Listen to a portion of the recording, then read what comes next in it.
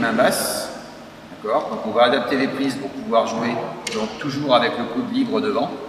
Donc en fait, on a une prise donc, universelle qu'on appelle, qui est cette prise-là où on tient la raquette. Donc on met la main sur le tamis, on descend et on tient sa raquette ici et on ferme les doigts.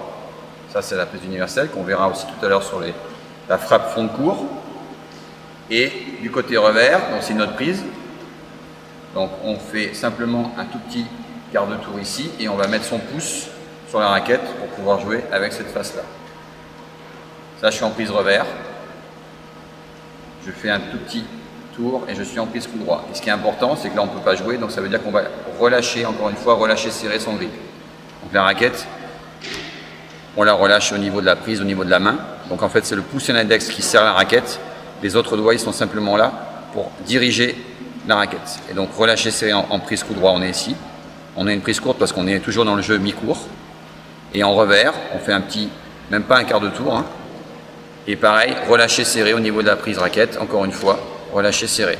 Ce qui est important, c'est qu'en fait, on puisse mettre des doigts ou un doigt entre la paume de main et les doigts. Souvent, chez le débutant, ce qu'on voit, c'est que c'est fermé ici.